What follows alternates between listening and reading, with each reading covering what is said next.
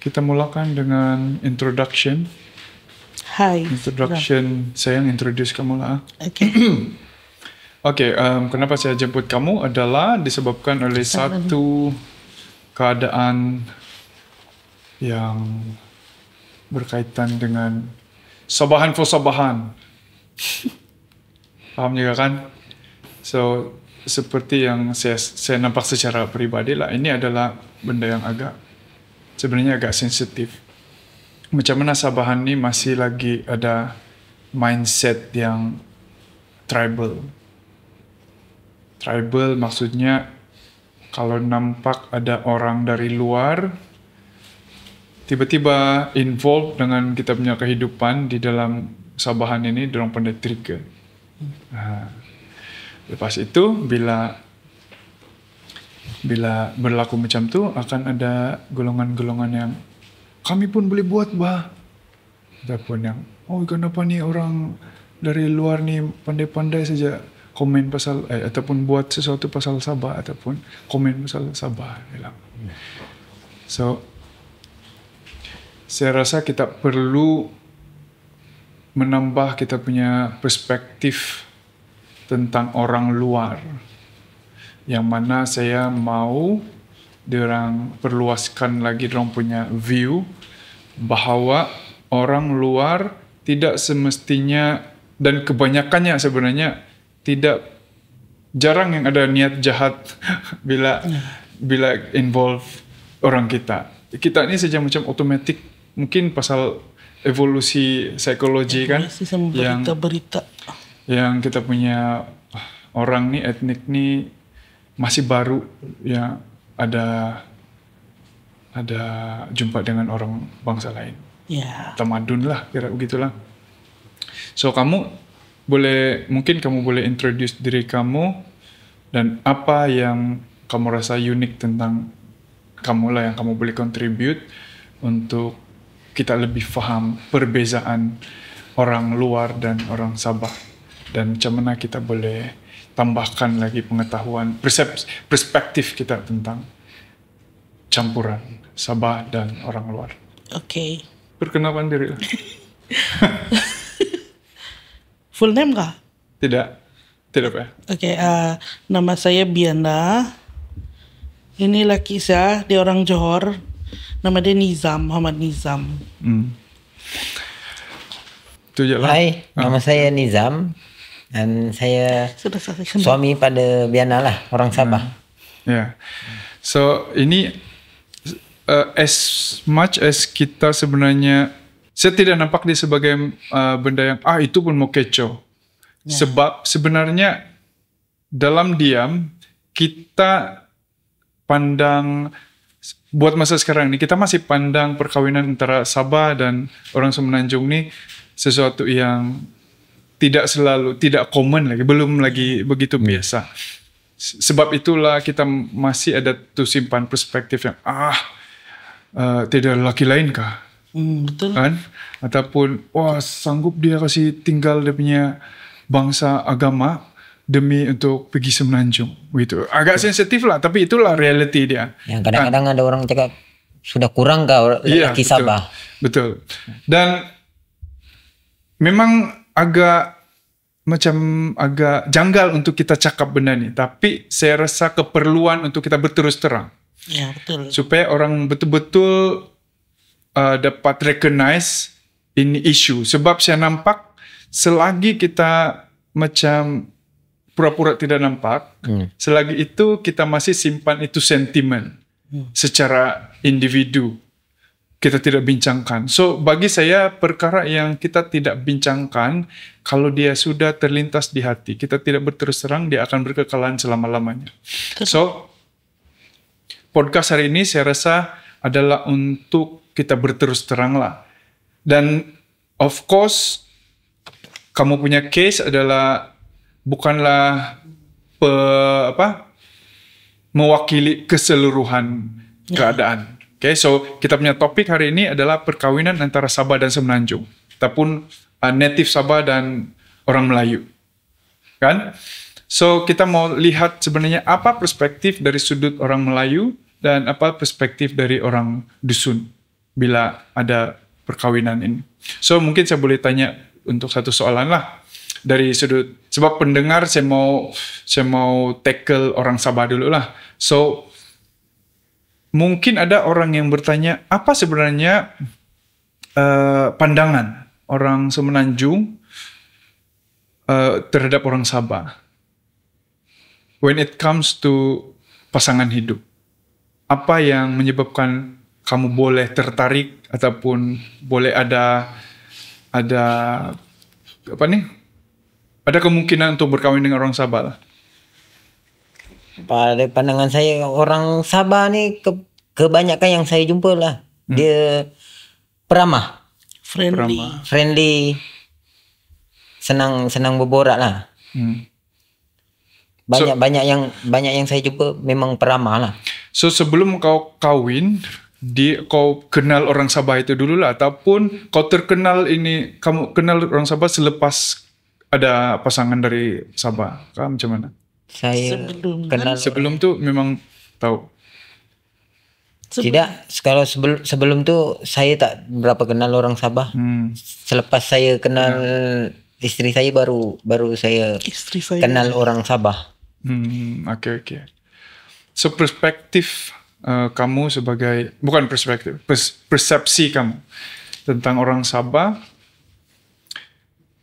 selain daripada peramah, apa yang kamu rasa macam kamu jangkakan tapi selepas kenal rupanya begini?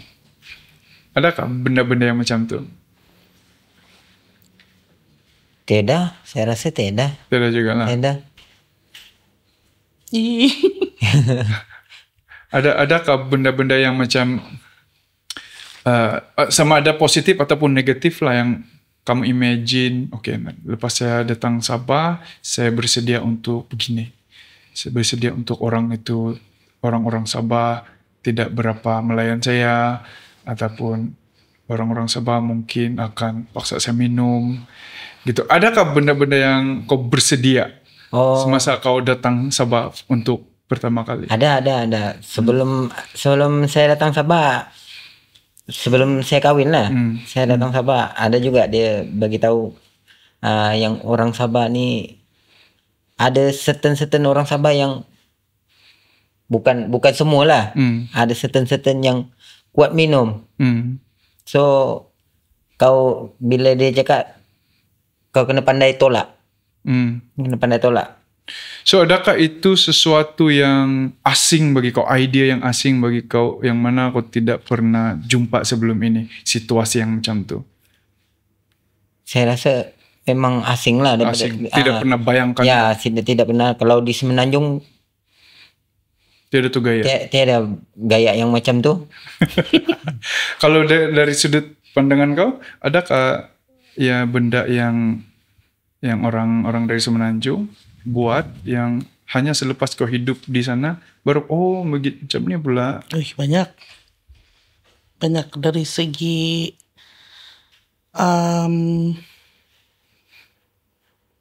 banyak apa semua cakap duluan. Dari segi bercerita pun berbeza.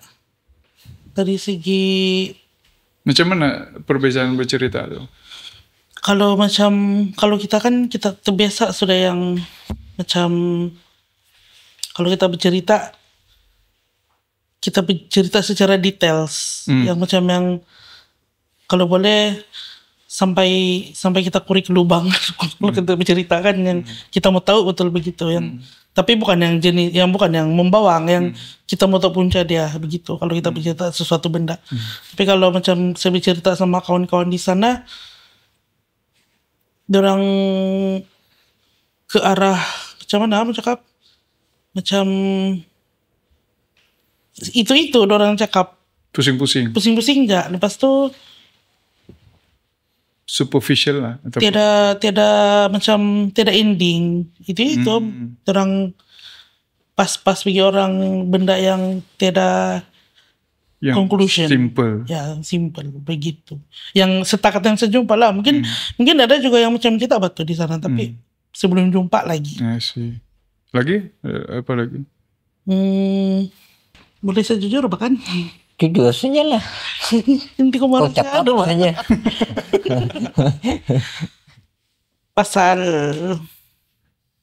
Pasal gaya hidup.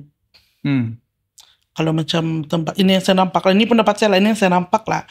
Kalau macam tempat kita, kalau di sini macam kita nampak banyak orang simple, ya kan, tapi kaya begitu. Tapi bukan semua lah, kita simple tapi miskin.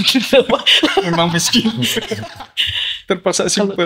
Kalau sini begitu kan. Kalau sana, kau tidak dapat kisah beza tuh mana yang kaya, mana yang miskin. Semua tidak simple. Semua tidak simple. Kalau macam dari segi pemakaian dorang, rumah, kereta. Umpama macam pepatah lah. Ya. Biar papa asal bergaya. Yes, macam tu. Kau susah mau kasih beza. Jadi semua level kekayaan bergaya lah kira macam tu kan. Dorang lebih show off kah kalau begitu? Bukan juga kan? Kalau kaya dia tunjuk kaya, kalau miskin pun mau tunjuk kaya gitu lah. Iya, begitu. I see. Interesting. Tapi adakah dia macam? Tapi saya rasa bukan semua juga betul. Mungkin saya belum pernah jumpa lagi yang betul-betul kaya kali kan. Of course dia tidak represent keseluruhan lah. Cuma mungkin pengalaman kita lah kan. Setakat yang. Ya, berbalik kepada perbezaan budaya ni lah. Kamu rasa apa cabaran yang paling besar ataupun paling signifikan yang kamu terpaksa lalui yang berkaitan dengan perbezaan kamu dari segi agama dan bangsa budaya? Kau dulu ya, Dolar. Kau lah. Sebelum dari idea. Kalau saya yang berbeza. Sebab sebelum tu untuk pengetahuan, kau bukan daripada Islam kan? Ya. So terus terang saya lah dari Kristen pergi Islam untuk selepas untuk kahwin lah, macam tu kira. So of course dia akan ada tu clash lah. Saya bayangkan lah, sebab agama ni bukan benda yang kecil kan, simple, yang macam tukar keahlian kelab saja, bukan. So untuk kau apa cabaran ataupun boleh jadi masalah untuk masa tu yang prosesnya. Ya. Tidak semestinya proses lah, mungkin keadaan yang kamu perlu lalui yang disebabkan oleh perbezaan. Keadaan yang saya perlu lalui. Okay, first dari sebelah family saya, memang dorang mula-mula tidak setuju lah, macam yang tidak setuju lah, macam tidak dapat terima satu keragama. Aku dari kecil lagi Kristen, tiba-tiba katakan gara-gara kau mau kawin, aku mau tukar agama gitu. Ada tuh satu orang yang cakap begitu. Lepas tu mama pun mula-mula dia memang tidak setuju, tapi lama-lama mungkin dia nampak semakin tua sudah kan, yang kalau saya tidak, ini dia sendiri yang jawab, dia bilang, mula saya pernah tanya dia juga, kenapa dulu kau tidak setuju, terus tiba-tiba kau setuju. Terus dia bilang, kalau saya tidak setuju, tidak sudah orang mau oto sebab makin tua sudah dibilang. Tua sudah. Tidak pala tuh religion tuh daripada situ. Oke. Soropon. Oke, belakang kira lah tuh. Nanti kau kan. Coba, ini yang menarik. Oke. Soropon yang apa tuh yang dorang yang macam yang dia punya band ini kan, dia menghargai betul si Nizam sebab dapat terima yang sudahlah gemuk, pas tu tua lagi gitu. Begitu. Itu dia punya cabarannya mula-mula itulah. Lepas tu lama-lama dorang oke sudah yang begitu. Lepas tu kalau dari family dia pula pun saya ada bercerita juga sama mama dia, macam yang saya dapat juga lah sama mama untuk saya. Kalau kami bercerita pun dia open juga. Lepas tu mula-mula dia ada cakap, dia bilang mula-mula Nizam mau kawin sama kok, saya takut. Dia bilang kenapa? Sebab Nizam sendiri pun dia punya pengetahuan agama tuh tidak cukup. Jadi macam mana dia mau ajar kau? Itu yang buat saya risau. Dia bilang. Lepas itu saya cakap lah, Cepa, nanti kami belajar sama-sama lah. Saya bilang begitu. Yang selepas kawin lah, dia cakap sama saya, bukan yang sebelum. So kalau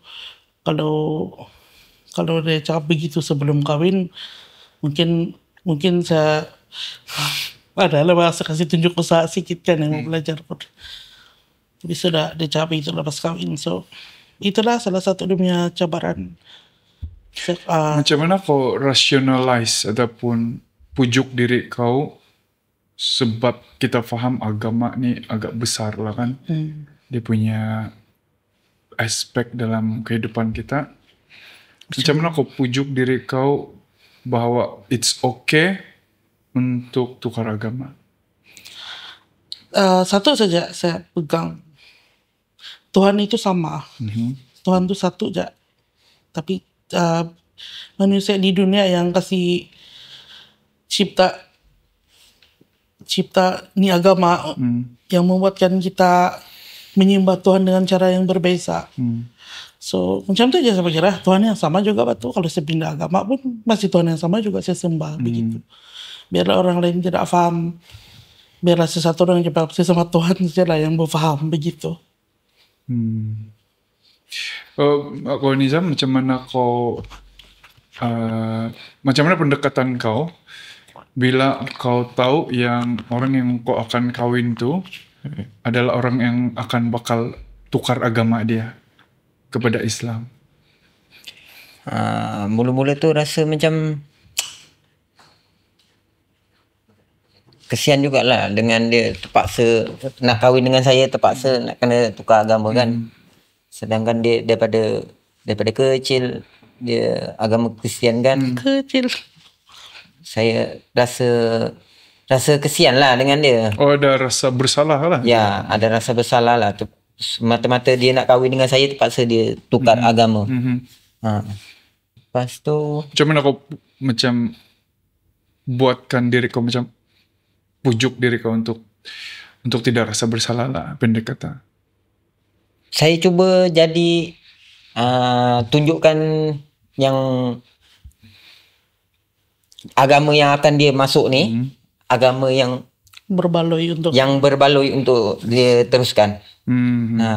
Untuk teruskan sama-sama dengan saya lah. Macam mana pandangan keluarga bila diorang tahu yang orang yang bakal kau kahwin tu bukanlah dari orang yang satu agama? Adakah dia sesuatu yang akan menyusahkan ataupun sesuatu yang dialu-alukan? Pandangan keluarga saya terus terang, Cak. Dia mula-mula mak dengan abah ada rasa tak yakin lah dengan saya, sebab saya ni bukan seorang Muslim yang baik lah. Dia takut kalau saya bawa orang baru masuk ke dalam agama saya, sepatutnya saya, bila saya bawa dia masuk, saya itu tanggungjawab saya untuk ajar dia dalam agama agama Islam tu lah. Jadi diorang tidak yakin yang kau boleh. Ya. Sedangkan dia tahu saya daripada kecil saya macam mana. Dia tahu saya dalam agama saya pun ada jugalah kadang-kadang pun saya bukan sembahyang 5 waktu. So adakah macam dengan datangnya seseorang yang kau wajib untuk bimbing, dia improve kau punya spirituality? Ya. Berbanding masa bujang? Ya. Saya yang buat dia sembahyang kadang-kadang, solat.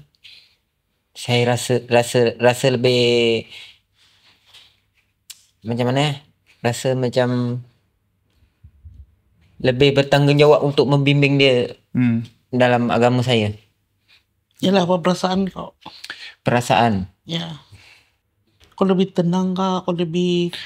Ya, maksudnya kalau dibandingkan sebelum kau ada seorang yang kau bertanggung jawab untuk bimbing, dengan selepas ada itu, adakah dia push diri kau untuk mendalami lebih dalam agama ini ataupun sama saja?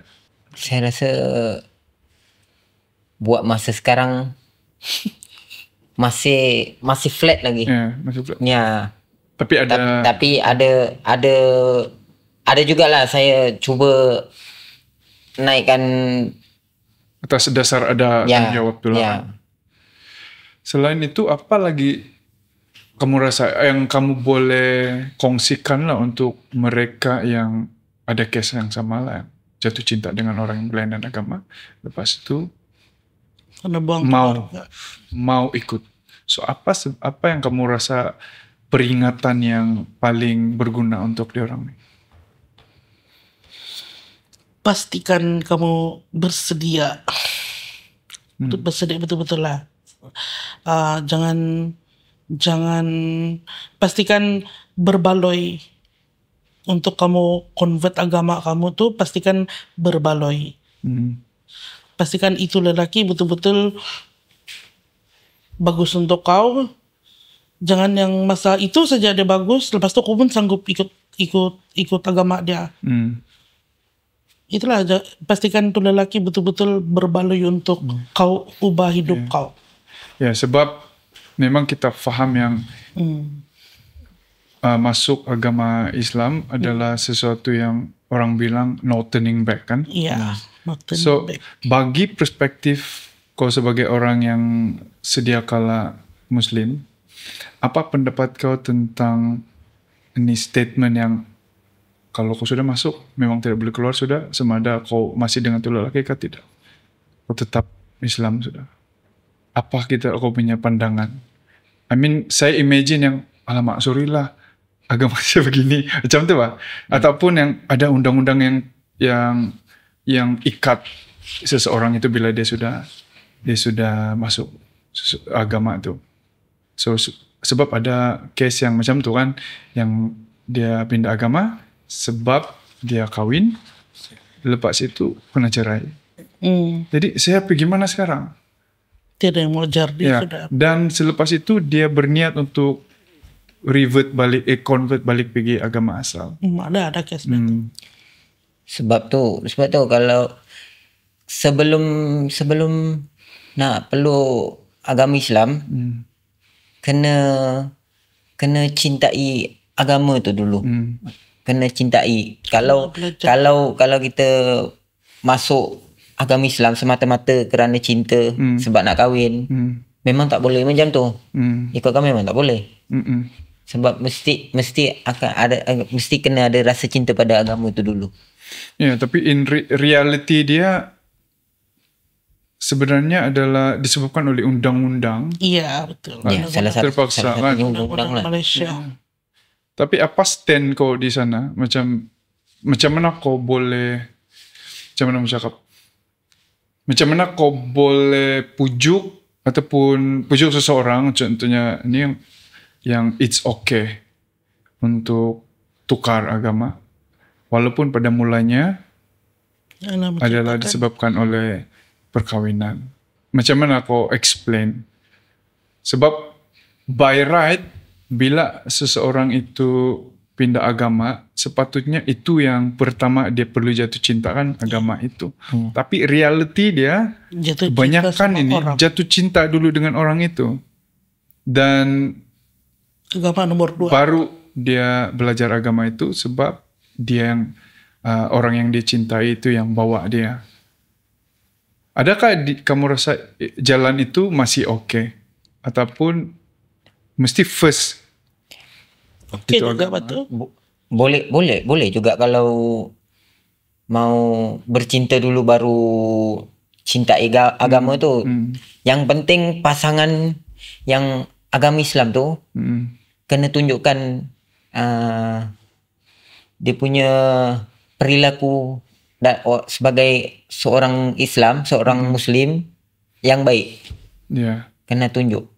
Dan of course agak complicated juga lah kan untuk kita betul-betul cerita ni benda. Sebab banyak faktor lain yang involved kan. Bukan sekadar perasaan kita dan spiritual kita yang urusan. Sebab macam-macam kita boleh cakap, tapi dia akan berbalik kepada apa sebenarnya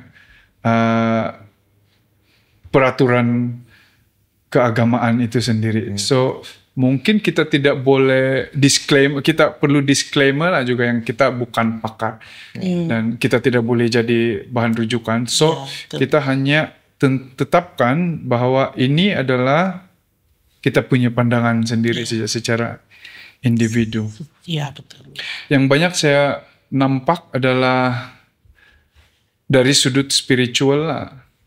Kan bila sesuatu pasangan itu convert untuk berkahwin, dia 50-50 sama ada yang cakap, nasib saya kawin, saya jumpa agama yang betul-betul sesuai dengan saya. Ada juga yang saya terpaksa untuk convert supaya saya boleh kawin. Begitu. So 50-50.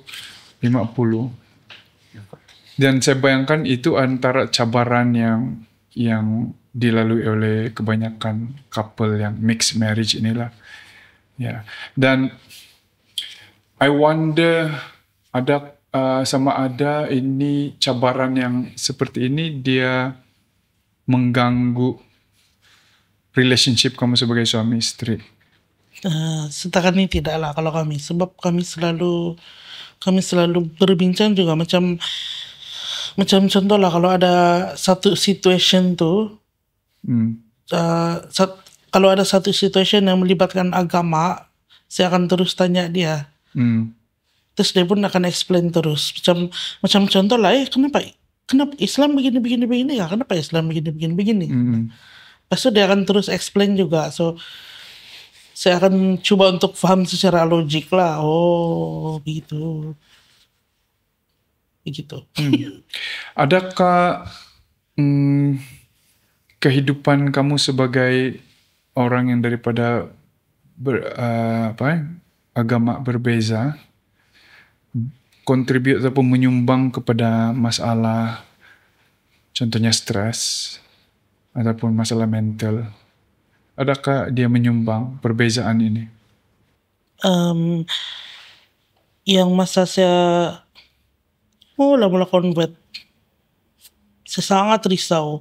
Saya sangat risau dan memang buat saya stres juga lah. Tapi saya jenis yang saya terus cakap. Saya tidak boleh kalau tidak cakap nanti pernah meletup kepala saya. Saya terus cakap sama dia apa perasaan saya masa tu. Apa tu yang kau masih ingat kata? Kata ingat saya kan? Apa? Apa? Yang pasal cara sistem dalam, kan mula-mula kami kawin kan saya tinggal di rumah mentua. So sistem kekeluargaan sangat berbeza dari kita. Oh, ini yang menarik. Mungkin kau boleh explain. Dia sangat berbeza. Apa soalan kau tadi tuh? Apa perbezaan? Apa perbezaan yang boleh menyebabkan kau sama ada buat saya stres atau tidak ya? Itulah sistem kekeluargaan tu berbeza. Lepas tu mula-mula saya adapt tu memang saya stres sebab saya tidak biasa. Macam dari segi makan.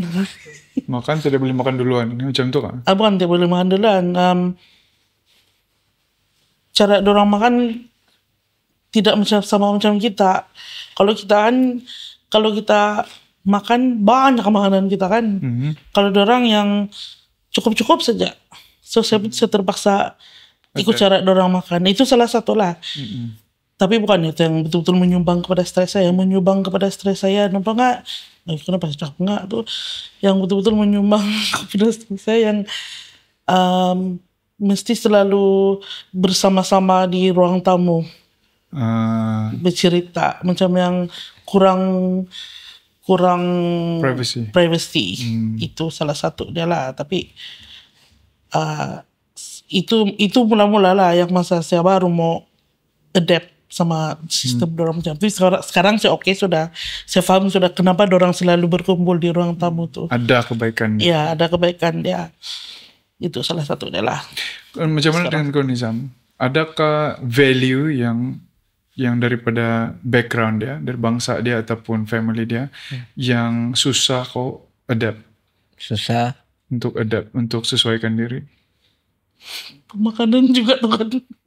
Boso. Iya. Dari segi makanan tuh. Basar Ya. karena so kalau di sini. Ya kalau di sana di Johor dulu kalau saya makan paling pun satu piring ya. Satu piring ya. Kalau Johor dia yang pendek kok macam ya. sama sonsop. Sonsop betul.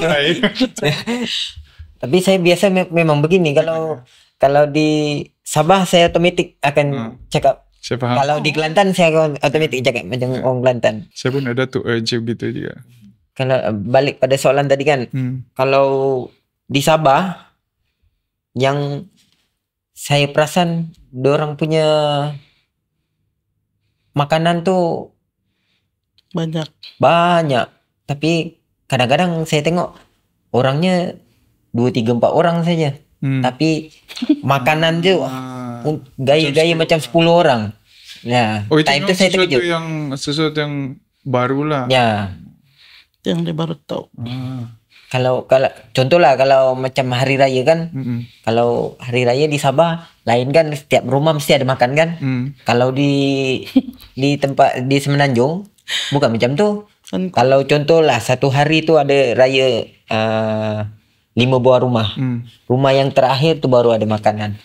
Baru ada makan contoh rendang, makan yang macam tu lah. Oh. Kalau rumah pertama sampai rumah keempat tu mungkin makan kuih sama minum air je lah. Itulah kalau kami beraya di sana kan, kadang-kadang kalau lambat kami terpikir rumah yang ada kasih sedia makanan, kami makan di kedai dulu baru pergi beraya. Next rumah kalau kami lapar. Ada lagi selain daripada makanan? Mungkin cara layan keluarga kah, ataupun macam cara bercakap. Sebab saya imagine juga macam yang kau saya ni kurang ajar bagi orang Semenanjung kali. Oh ya, itu lagi macam. Ya, kalau di sini apa yang saya perasan lah, kalau anak saudara dengan pakcik dipanggil nama saja kan, panggil nama je kan. Contoh lah, makcik dia panggil nama saja. Kalau di Semenanjung, kalau panggil nama tu orang cakap kurang ajar lah, kurang hormat lah. Nah, tak kisahlah tua ke muda. ya. Kak Long, Bang Long gitu. Ya, kalau di Semenanjung lebih Sini, lebih kepada panggil pangkat lah. Tuh. Okay. Ya, itu. Macam mana cakap pasal mental health lah, macam mana tahap kesedaran kamu tentang kesihatan mental masing-masing? Sebab saya imagine bila pertemuan antara dua background yang berbeza ini mungkin boleh menghasilkan masalah mental juga lah, bukan mau gila lah kan, tapi stres kah, anxiety kah kan. So macam mana tahap kamu punya komunikasi untuk sedar yang dia ada masalah, dia sedang stres, dia sedang anxiety. Adakah kamu communicate ni benda? Ada. Macam mana? Tahap sedalam mana kamu bincang tentang ini? Kalau contoh lah, kalau dia yang stres kan, dia pernah dengan anxiety. Dia pernah sudah kena anxiety yang tiba-tiba bergegar, yang tidak dapat bernafas. Saya mau nangis, dia bilang yang sesak sini dia. Tapi tidak pandai. Tapi dia tidak boleh nangis, yang macam yang mau sendawa pun, tapi tidak sendawa begitu. Kok kena anxiety nih, saya bilang. Masa itu saya pun tengah down, tapi saya terpaksa yang, tidak boleh nih kami down dua-dua, saya bilang. Jadi biarlah saya yang macam kasih dia masa itu, dia belum recognize lagi apa masalah dia kan. Terus saya lah yang kasih dia macam yang kau kasih keluar aja apa yang bikin stres kau nih, kau kasih keluar aja, jangan simpan, saya bilang. Terus dia cerita lah apa dia punya masalah masa tuh, dia kasih luar dia punya emotion, baru dia nangis gitu. So Sebelum itu memang tidak pernah, tidak pandai untuk ekspres macam tu lah kan. ya, dia jarang express dia punya emotion, stres dia tidak pernah meluah. Adakah kau pun terperangkap dengan pemahaman yang lelaki mesti kuat, tidak boleh menangis? Ya. Kau rasa? Dia masih lagi takut yang Judge. dia kena cakap gila. Dia takut kena judge, dia takut yang le stres sedikit pun nak ni, le baru ini pun nak begini begitu. Dia masih dalam level yang itu, masa itulah. Sekarang dia oke sedikit. Dan kau pula datang dalam kehidupan dia Ya, yang sudah yang sudah mengalami, stres sana sini. yang sudah mengalami. So, macam mana sambutan dia kau rasa? Mula-mula sebelum kami kawin tuh kami pernah bincang sudah sebenarnya pasal benda-benda masalah yang itu. So dia bilang dia boleh terima juga, macam yang saya coba untuk memahami kau lah, dia bilang. Lepas itu dia belajar banyak website yang saya bagi dia yang mengenali orang-orang stres gitu. Dan cara menghandle orang yang selalu stres, depres gitu. So dia setakannya dia oke lah, macam yang dia selalu juga kasih apa namanya itu, kasih chill saya. Macam yang kalau dia nampak saya down sudah, dia pandai kasih beli saya makanan yang saya suka. Sebenarnya tidak tempat gumuk kan kalau begitu. Rajin berkomunikasi lah, Iya. antara satu sama Iya, lain. kami sentiasa berkomunikasi itu jalan. Adakah kamu rasa kamu jumpa tuh formula komunikasi dalam rumah tangga? Iya, begitu. Mesti berkomunikasi. Kau tidak boleh simpan seorang-seorang. Apa aja jenis masalah, kau kecil kah besar, kau mesti cakap, kau mesti bagi tahu. Tapi kalau udah kawin memang patut berkomunikasi ya bang. Sebab kalau tak nak berkomunikasi, baik tak ya kawin, kau hidup sendiri-sendiri. Betul. Ya, macam bagi saya pun saya rasa kunci utama untuk berkekalan sesuatu rumah tangga itu bila betul-betul kau 100% jujur, communicate dan tidak simpan. Ya. Sekotor mana, sepelik mana pun kau Ya, sebab satu hari nanti benda yang bikin stres itu akan keluar balik. So, bila dia akan keluar balik, pasanganku akan heran macam mana kau boleh tahu itu benda. So, itu pun boleh menimbulkan masalah juga. Kenapa kau kasih tahu saya dulu begitu? Mesti mau kasih tahu. Terus bikin tambah stres tuh kalau begitu. Ya. Ada masalah-masalah lain yang kamu lalui sebagai suami istri yang sebelum kamu kawin kamu tidak pernah experience? Oh, ada. Dari sudut mental ke apakah? Ada. Lepas kami tinggal sama-sama tuh, yang kami di rumah yang lain sudah, yang satu rumah sudah. Ya memang lah satu rumah kan kalau sudah kawin. Maksud saya bukan di rumah mentua, sudah yang betul-betul kami dua saja tinggal dalam rumah.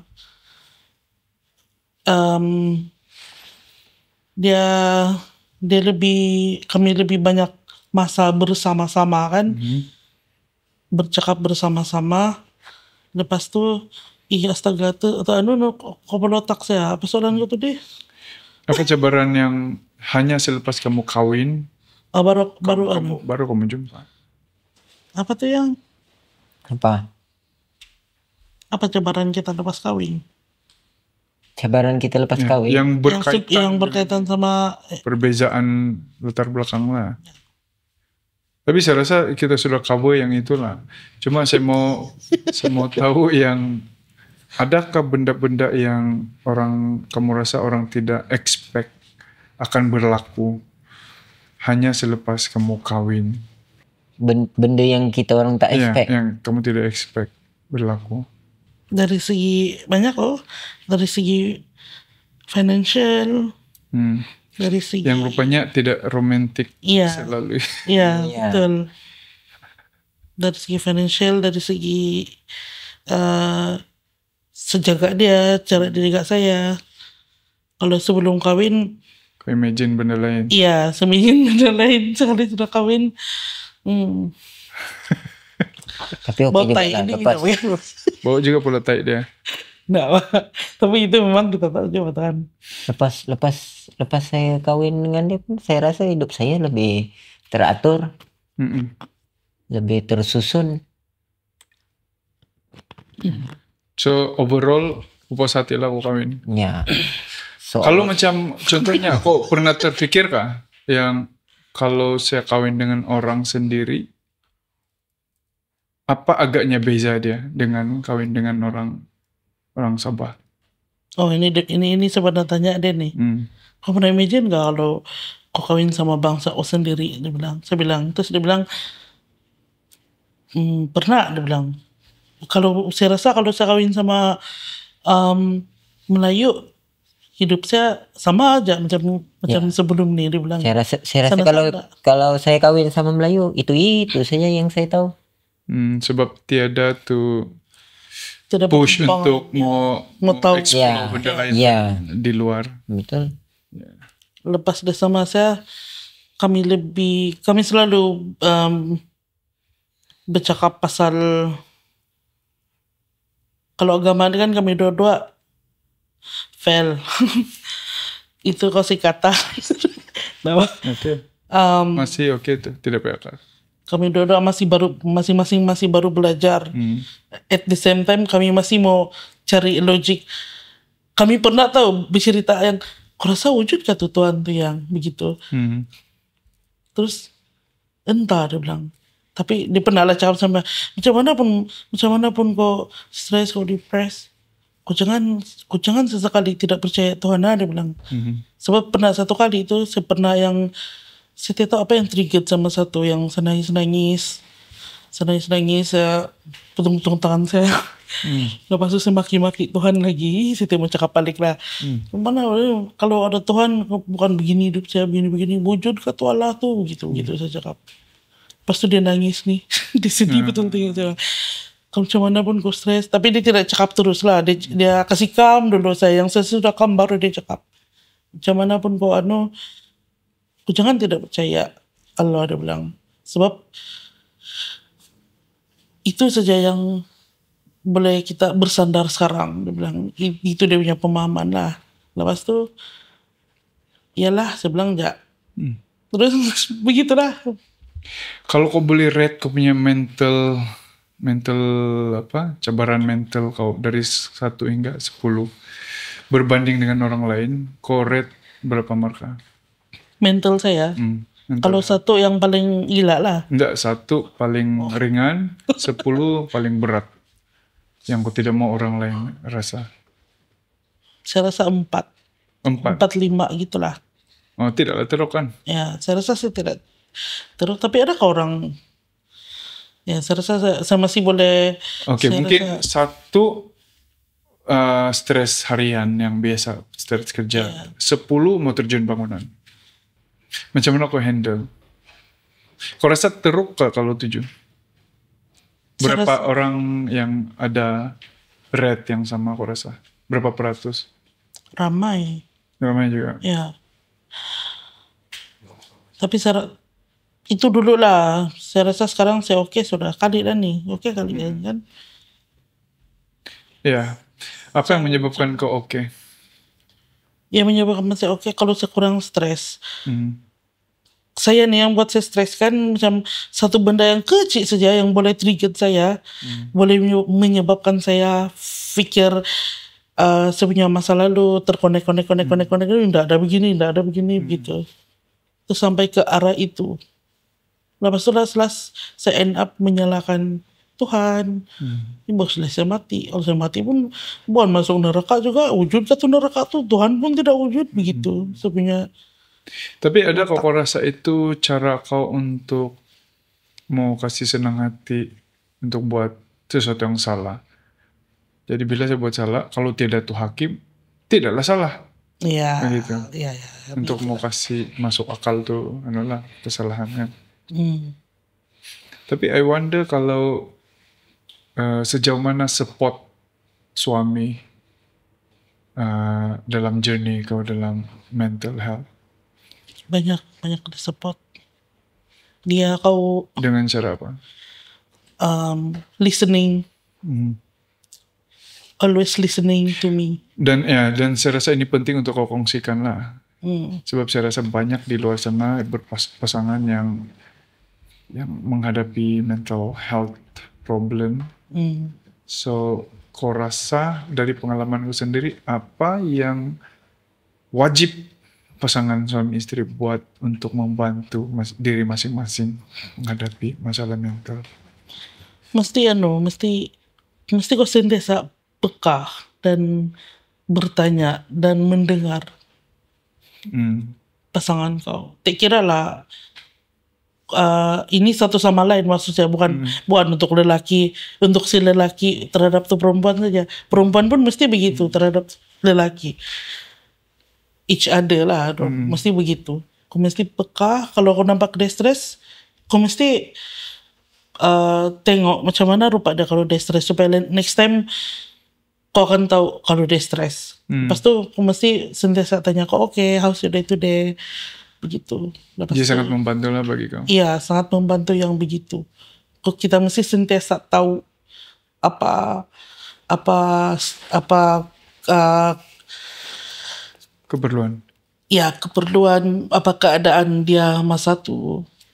Rasa difahami. Iya, rasa difahami. Sebab kadang-kadang kalau kita tidak tahu itu orang stres, terutamanya pasangan kita yang kita jumpa hari-hari di rumah, kalau kita tidak tahu yang dia itu stres, kita tidak bertanya, nanti orang stres ini kan terutamanya lelaki lah, kalau orang stres, orang tidak fokus buat sesuatu. Kau begitu kah? Ya. Nah, orang tidak fokus. Dia kan memang sangat terganggu. Ya, dia sangat terganggu, sangat distracted. Ini pemerhatian saya lah. Kalau si Nizam, dia macam tu. Kalau dia stres, dia tidak akan fokus. Lepas tu, bila dia tidak akan fokus, dan kalau contohlah saya suruh dia buat sesuatu di rumah, lepas tu dia tidak komplit, saya akan marah dia.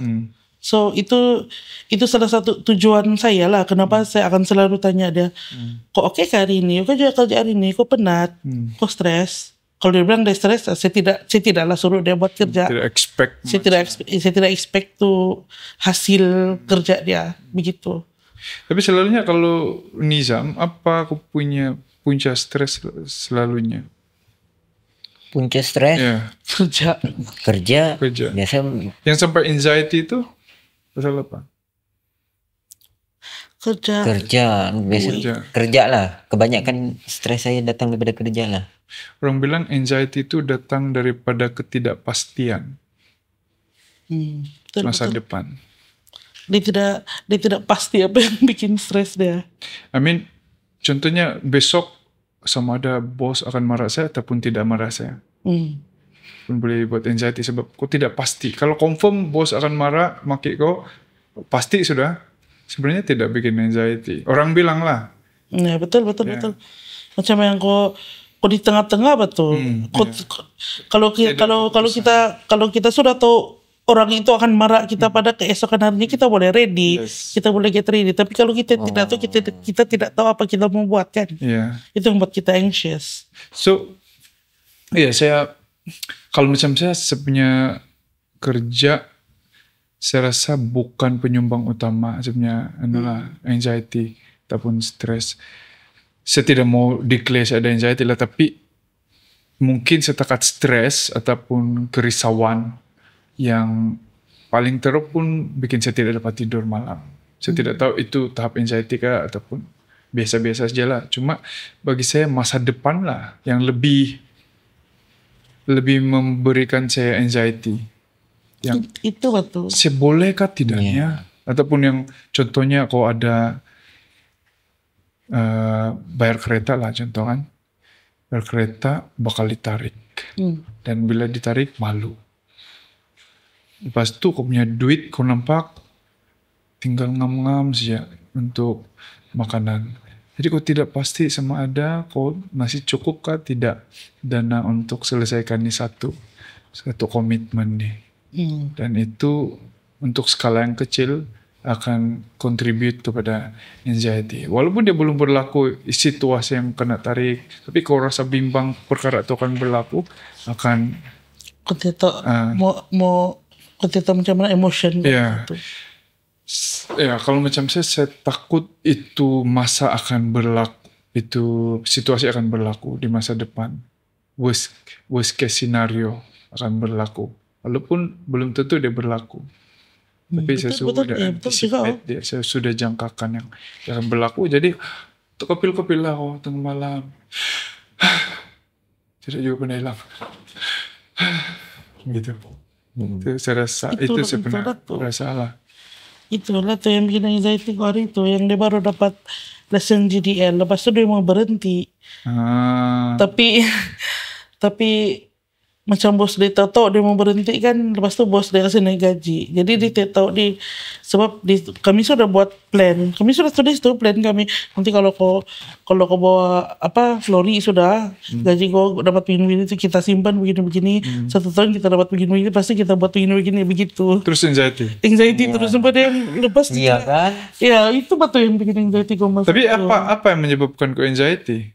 Adakah kemungkinan untuk tidak memenuhi itu plan ataupun dia takut saya kecewa?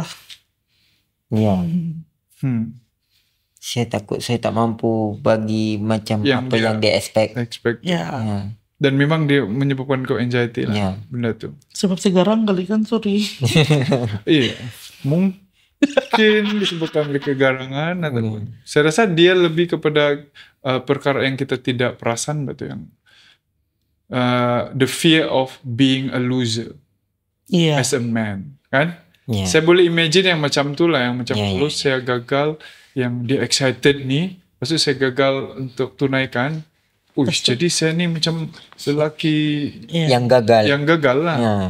So itu pun sebenarnya boleh menyebabkan anxiety, kan? Betul. Okay, soalan terakhir. Apa yang kamu mau kongsikan kepada orang-orang yang mau berkahwin di luar sana? Apa yang kamu boleh kongsikan tips untuk mencari pasangan lah kira? Berdasarkan bukan kejayaan perkawinan, tapi pengalaman yang kamu lalui. Berkawin dengan orang yang lain agama, lain culture. Saya rasa jangan orang yang di luar sana kalau mau berkawin dengan orang yang berlainan agama, perlu terus terang. Terus terang ya. Terus terang pasal concern. Ya. Terus terang pasal diri sendiri. Yang pasangan terus terang pasal dia pada lelaki. Lelaki terus terang pada perempuan. Tidak, maksudnya dari segi culture sama agama, betul. Okey lah dia punya jawaban. Cuma terus terang dari segi apa? Contohnya mungkin kalau saya pindah agama ni, saya punya keluarga memang akan bantai saya habis-habis ni. Mungkin itulah. Ya itu apa maksudnya? Terus terang dari segi apa? Culture.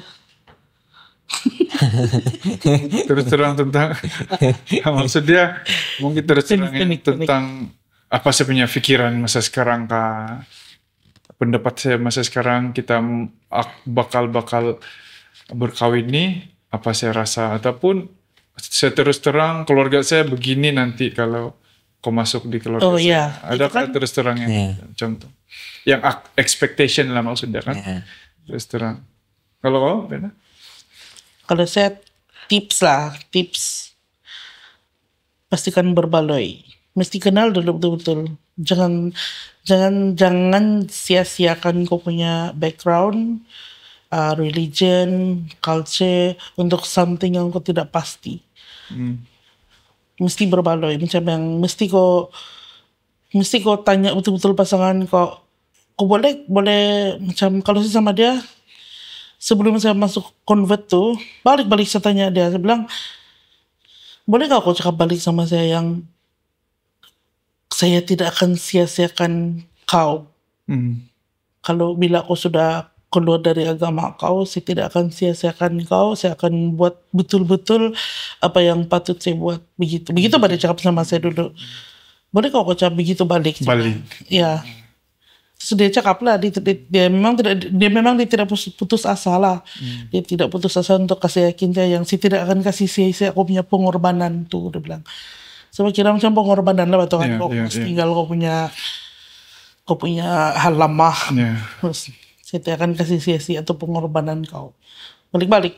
So macam kalau untuk yang pasangan di luar sana yang belum berkawin dan berniat mau berkawin, pastikan kamu tanya dulu betul-betul kamu punya pasangan sama ada dia boleh buat begitu ataupun tidak. Yang tak ada pun buat macam kita lah. Iya, sama ada dia boleh terima dia dan boleh terima tuh proses dia dalam semasa dia. Sebab orang convert ni kan dia bukan boleh terus pandai ini, terus pandai itu, terus itu dia ubah. Tidak, memang dia ada proses dia. Proses perubahan. Proses dan masa. Ya, dia tidak boleh expect begitu yang terus boleh berubah. So begitulah, mesti itu betul juga lah apa yang terus dia cakap tadi, mesti berterus terang apa yang dalam hati kau. Kau mesti tanya. Transparent lah. Ya, transparent. Ya, transparent betul. Exact words. Apa agaknya kamu expect netizen akan komen dengan conversation ini? Saya rasa orang akan share tuh, orang punya pengalaman kalau lepas orang dengar. Saya rasa orang akan share pengalaman orang. Hopefully lah, sebab kita sekarang ini bukan kita mau memburukan side itu side ini. Kita bagi reality apa yang kami kehidupan kita kami hadapi kan, apa yang kami lalui. So hati orang lah mau judge macam mana. Sukati gitu. So kesimpulan dia di sini, kita harap yang perkongsian macam ni yang berterus terang, tidak sembunyi-sembunyi, dapat bagi penjelasan ataupun sedikit input sebelum orang judge kita lah. Orang judge kita yang dia kawin orang ni mungkin pasal dia kaya ataupun mungkin. Saya pernah tuh anak cakap masa saya bikin interview yang tidak kaitan sama agama ni. Dia bilang, kau sudah kawin kah? Belum. Ada boyfriend? Sudah ada. Orang mana boyfriend kau? Orang Semenanjung. Tidak, sudah kalau lelaki di Sabah mencari-cari orang Semenanjung. Besar kedua orang punya tut. Sampai macam tu dia cakap tu sama. Apa kaitan sama ni interview? Saya bilang, tidak apalah. Tidak apalah cik. Saya tidak mau kerja sini lah. Kalaupun saya dapat, saya tidak mau kerja sini. Saya tidak mau ada bos macam ni. Saya bilang, saya keluar. Itu di KK? Di KK. Kurang ajar kan? Saya ingat dengan nama dia sampai sekarang tuh. Dia cakap begitu. Sekali saya tengok Facebook dia kan anaknya kawin ini juga Pakistan gitu. Ya, dan inilah penyakit kita sebenarnya yang senang betul kita buat komen ataupun judgement. Padahal kita tidak fikirkan keseluruhan cerita yang itulah. Mesti selagi kita jumpa orang, selagi itulah possibility kita untuk sangkut dengan orang itu ada. Macam tu bang. Itulah. Simple minded. So pesanan dari saya adalah jangan judge lah. Jangan judge orang yang pilih pasangan tu tidak kira dari bangsa mana lah. Tapi jangan kita coba kurangkan itu tribal lah saya panggil, yang mau bangsa sendiri saja gitu. Menang. Ya. Sebab ini sebenarnya adalah simptom kepada kita punya psikologi juga Ban, yang masih juga developing lah kan, sebab kita tidak biasa. Di keluarga kita pun sesama bangsa saja, tiba-tiba ada satu orang yang kawin sama bangsa lain, mesti pelik lah gitu. So dia ada mekanisme yang kita tidak boleh. Ada yang bangga, ada yang malu kan, yang begitu. So, ada pesan terakhir? Tidak. Aku lupa sudah semua yang aku praktis tadi. Banyak praktis. Kosong terus kayak tak tahu. Blur terus. Tapi saya rasa banyak juga yang kita cover lah, yang orang boleh belajar lah juga sebenarnya reality dia. So sebelum kamu bash saya punya niat nih sebenarnya adalah untuk betul-betul orang mendalami keadaan dan situasi orang-orang yang macam kamu lah, berkawin, berlainan bangsa yang masih juga dianggap sesuatu yang senang kena judge atau dianggap sesuatu yang negatif lah kadang-kadang. Ya, bukan semua lah, tapi kadang-kadang ada yang, wah kenapa perlu bangsa lain lagi ataupun macam bocah kau, orang sudah kau orang Sabah. Tonton loh dia orang lagi besar. Sial. So itu saja. Thank you. Thank you. Jam. Bye. Bye. Okay.